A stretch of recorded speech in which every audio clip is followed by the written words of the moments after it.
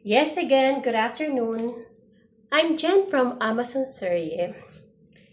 So, for today, pag-usapan natin yung mga gastos na minsan or madalas natin nakakalimutan as a seller. Okay? So, kung online seller ka man, like me, or may physical store ka, dapat alam natin to. Or if alam na natin to, dapat wag natin kakalimutan. Okay? So, may tanong ako sa inyo. Kapag nakabenta ka ng product, let's say ang product is worth, you buy it 10 dirhams. And then, nabenta mo ng 20 dirhams. So, may tubo na kagad, di ba, na 10 dirhams. So, yun, anong bang pagkakaalam natin? Tubon-tubo na ba agad na meron tayong 10 dirhams bawat isang products?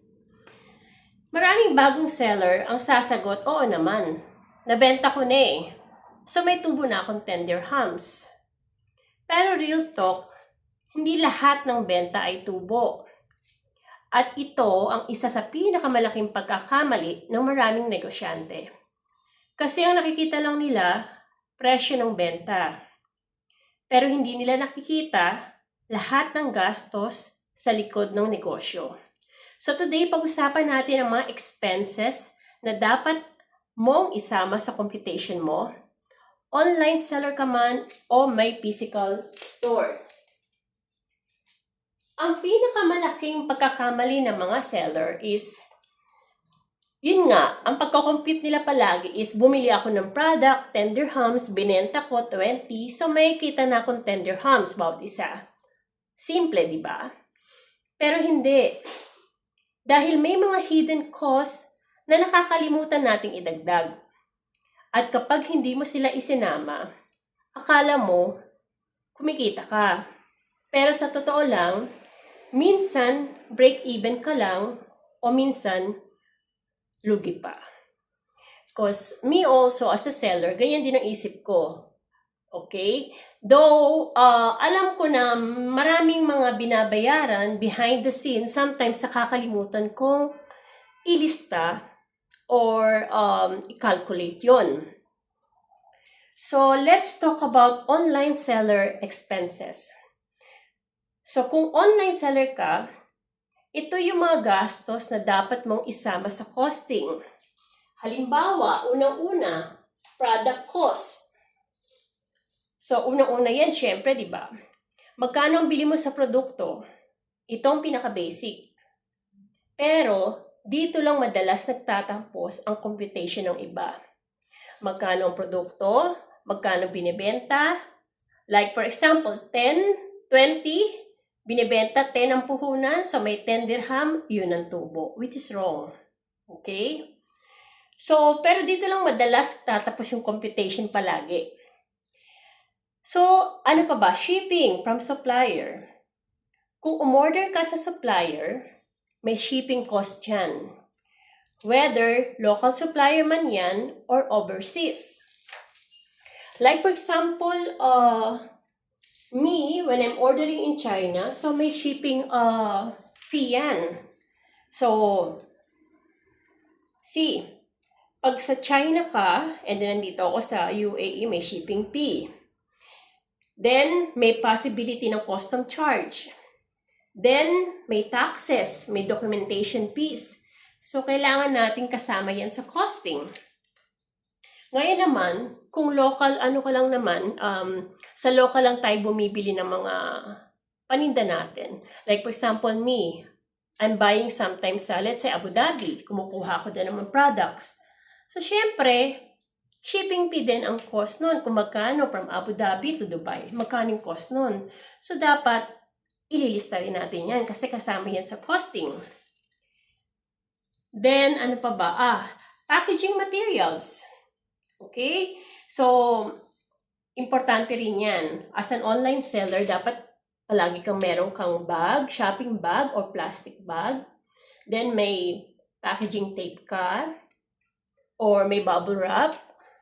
Or kung lagayan, yung pouch. So, depende kung anong klase yung binibenta mo. Kung nagbebenta ka naman ng mga glass, mga baso, yung mga babasagin.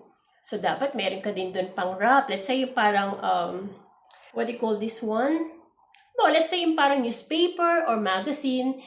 But, kailangan mo pa rin palaging merong reserva para doon. So, may nabibili din noon, specifically para sa mga babasagin. Yung mga packaging materials, which is important. Then, ano pa? Ayun, tape. And then, sticker din. Like me, meron akong thank you sticker. So, every time na may order ako, nilalagyan ko ng thank you sticker. Or yung iba, thank you card. So, depende din yan. So, lahat yan may gastos. Then, marketplaces fees. Okay, online seller ka. Let's say, meron kang Noon, meron kang Amazon. So, may fees yan. Okay, may commission fees pag may nabenta. Referral fee pag manibenta. Then, pag storage fee, pag nandun yung mga produkto mo, meron din dyan. Then, fulfillment fee. Siyempre, sila yung magdi-deliver. May ano rin yan, kasama rin yan sa mga costing. So, hindi lahat ng pumapasok na pera sa'yo na pupunta pag sa marketplace fee, like Amazon, Noon, Trendyol, Carrefour. Okay? Then, what else? Okay, internet and phone expenses. Of course, pag online seller ka, you need internet. Well, any houses naman may internet na, di ba? But of course, we need also to include that. Ano pa ba? Phone na ginagamit mo sa pagtawag. Halimbawa, bibili ka ng data or bibili ka, naka-line ka.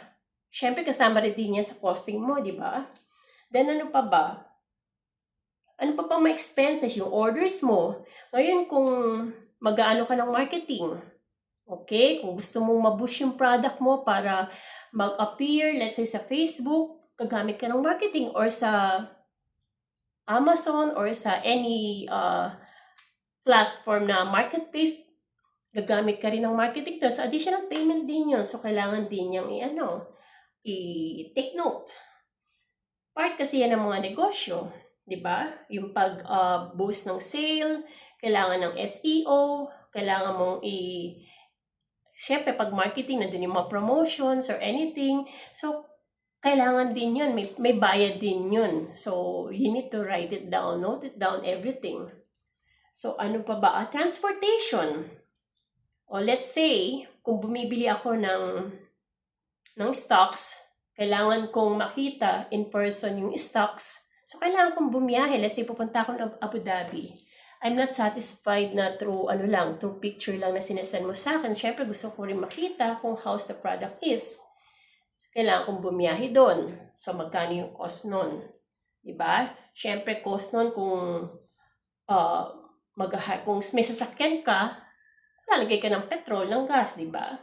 Or otherwise, pwede ka rin naman mag-order ng isa or 2 piraso para makita mo actual. So, still, shipping fee pa rin, may charge pa rin yun. So, kailangan din isulat din yun. Expenses pa din yun. So, ang dami talaga.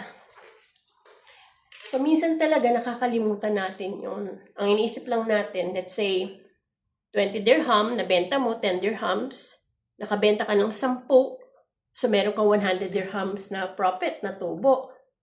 Without thinking, uy, teka, diba? Teka, yung mga nagastos ko pala. So, isipin natin lahat yung mga nagastos natin bago natin masasabi na ito na yung profit. We need to write it down, everything. Kasi baka bandang huli, break even lang pala, wala naman tubo. And then, baka bandang huli rin, lugi ka pa. Diba? So, iyon naman is for the online seller. Siguro may mga nakalimutan ako. Maybe you can comment din po. So, this is only my experience as an online seller. Now naman, let's discuss about physical store. Let's say kung may physical store ka, ano ba mga expenses sa physical store? So, though I don't have a physical store, but I'm relating it because since I work also as a sale in a store, so let's break it down, okay? So ngayon kung may physical store ka, marami pa rin dapat i-consider. monthly rent. Diba? So, rent, importante yan. Magkano yung renta mo? Monthly. Baka mas mura pag quarterly. Baka mas mura pag yearly ang bayad. So, still, you need to write it down. And then, ano pa ba? Kasi sa totoo lang, ang rent talaga, ang malaking expense. Kasi, walang customer, mahina ang benta, babayaran mo pa rin. May customer ka man wala, may benta ka man wala, babayaran mo pa rin. So really, ayan ang pinakamalaking expense. Yung renta ng tindahan mo. Then ano pa ba? Aside from that, electricity. Okay? Depende kung saan yung store mo. Kung ang store mo sa loob ng mall, depende din yan kung ano yung usapan nyo. So, syempre meron yan ilaw, aircon, electric fan, POS machine, computer. So, lahat gumagamit ng kuryente, di ba?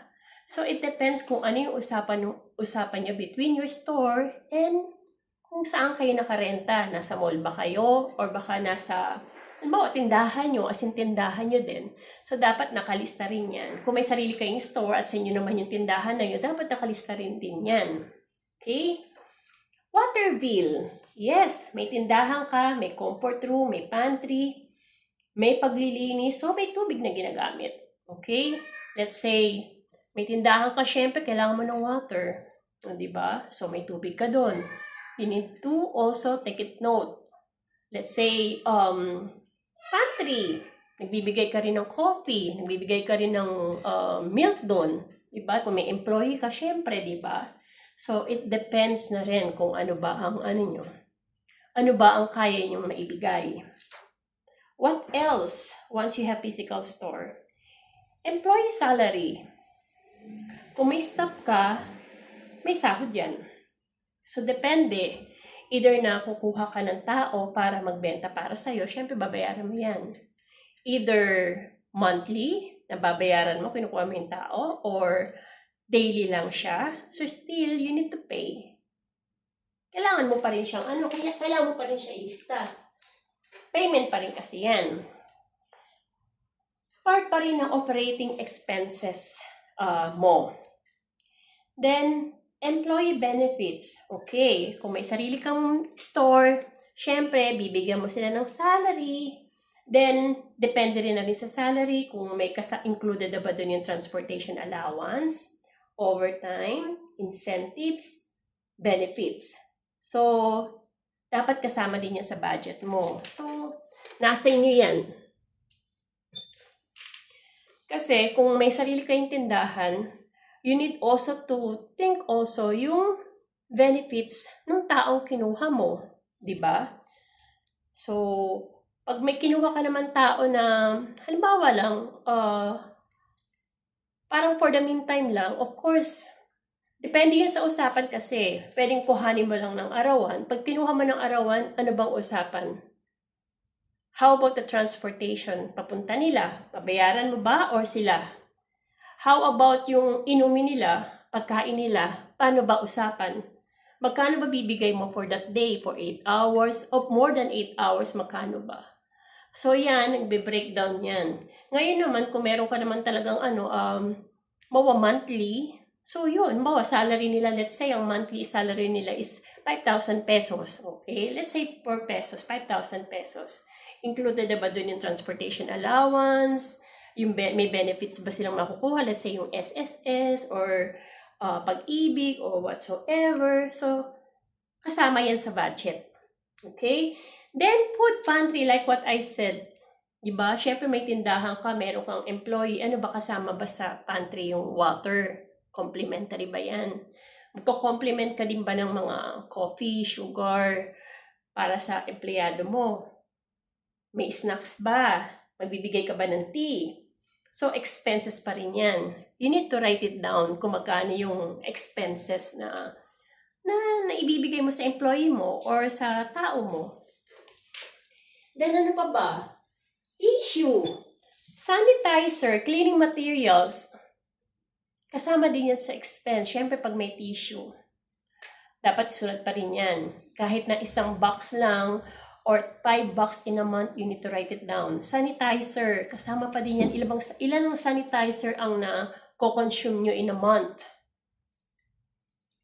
Diba? Pero pag maliit lang yan kung tutuusin, pero pag pinagsama-sama mo, significant expenses pa din. Diba? What else? Shopping bags. Okay, paper bags. Siyempre, pag bumili yung customer, sa mo ilalagay. Similar din naman yan sa online seller eh. Either na may paper bag ka, shopping bag ka, pouch, or anong klaseng bag ang gusto mo ilagay. Kung ilalagay mo sa pouch, diba? So, gift bag ba? So, lahat yan may cost. Then, kung may store ka naman, maintenance included din. Of course, repair, cleaning, fixtures, shelves, signage, additional expenses din yan. So syempre, pag maglalagay ka ng additional na fixture, kukuha ka ng karpintero para umayos niyan. Unless may skill ka na kaya mong gawin yan as a carpenter yon, bibili ka rin ng, let's say, ng kahoy. Expenses pa din yan. Okay? Sa lahat may cost. Then, your daily transportation.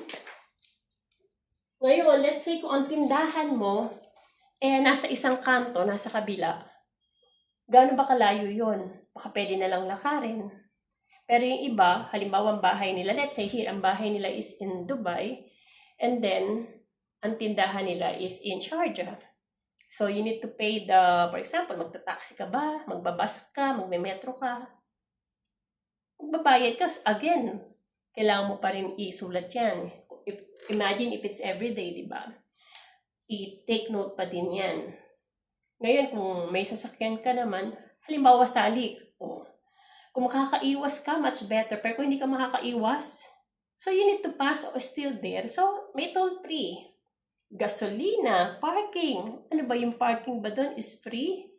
Kasi meron dito, di ba, may parking na per hour. Meron naman sa mall, kung ipapark mo sa mall, 3 hours lang ang libre. After that, kailangan anahin mo na kaagad, alisin mo na kaagad kasi may bayad. So, yun lahat, expenses pa rin yan. You need to think all of that and you need to write it down.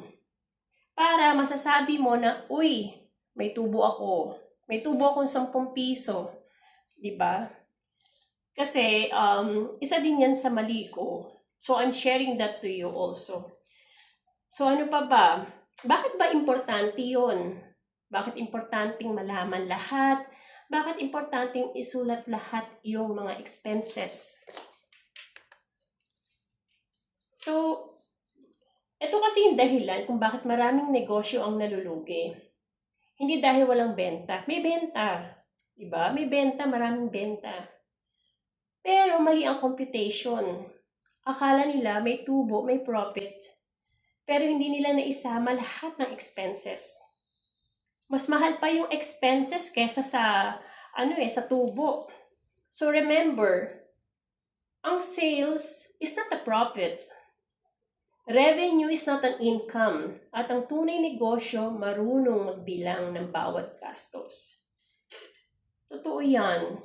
So, before, in my experience, hindi ako nagsusulat.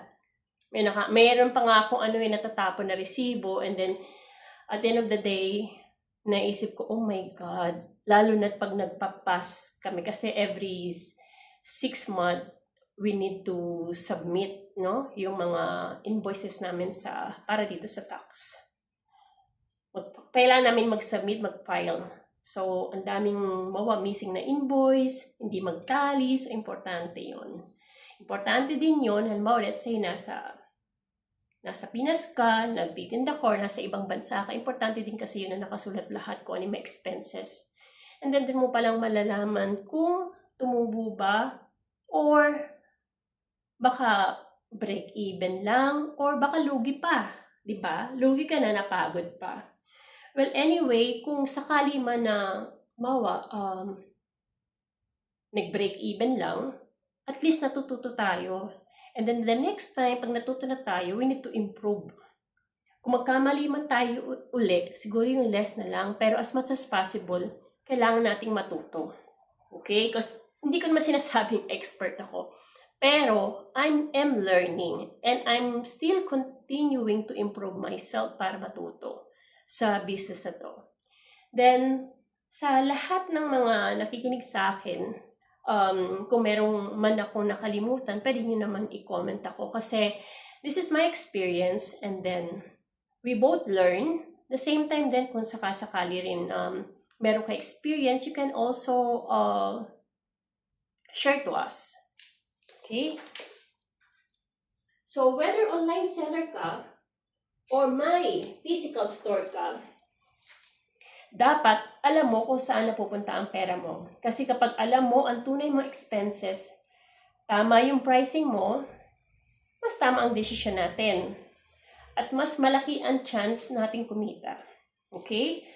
So, this is my Amazon serye. Real business, real numbers, real lesson. So, yun po, kung ano yung expense na dati mong nakakalimutan, isama sa costing, baka makatulong experience mo sa ibang seller, so isama mo na. So, wag mong kalimutan. Kung meron kang small note, isulat mo. Para at least makalculate mo lahat. So, yun lang po. Maraming salamat. Thank you for listening. Have a great day. See you. Bye.